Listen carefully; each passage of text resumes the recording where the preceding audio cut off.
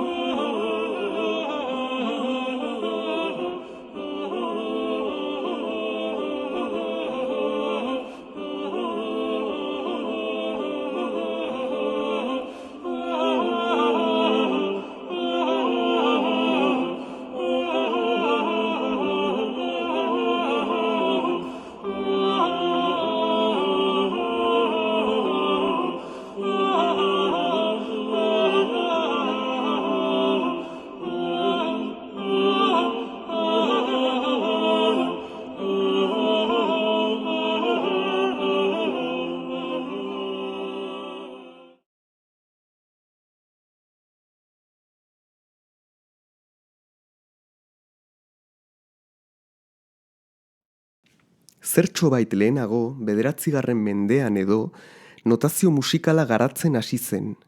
Lehenengo notazio musikala neumak dira. Neumak testu gainean idazten ziren barra eta puntuen kombinazioak ziren.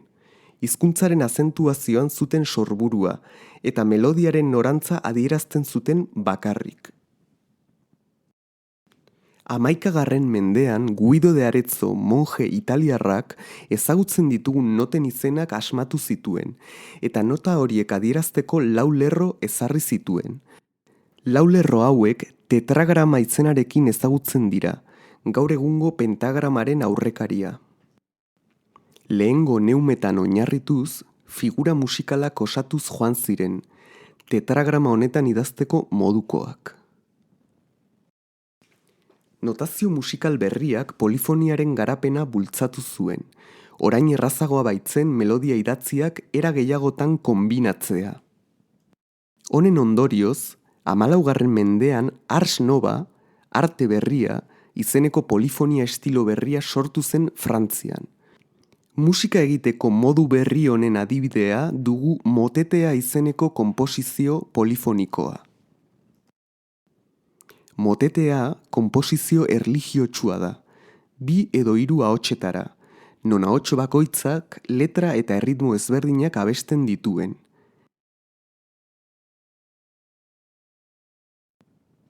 Garai eta estilo honen adierazle nagusia Guillaume de Machaut konpositore handia izan zen. Entzun dezagun orain Guillaume de Machauten Notre Dameko mezaren zatitxo bat, Agnus Deia.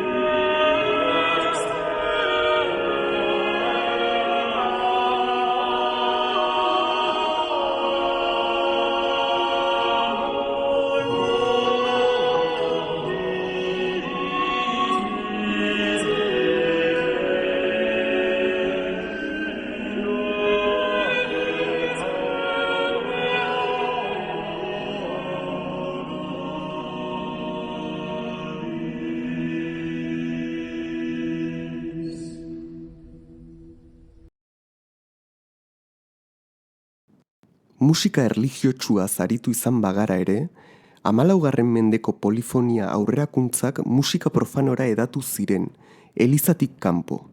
Guillaume de Machaut berak musika profanoa sortu zuen. Musika polifoniko profanoaren forma garrantzitsuenak balada, rondoa eta birelaia dira. Hauek, funtsean, motetearen berdinak dira, baina ez daramate testu erlijiosorik. Horren ordez, amodiozko gaiak jorratzen dituzte gehienetan. Entzun dezagun polifonia profano honen adibide den A vous, douce de bonheur, Jean de l'Escurel egilearen obra.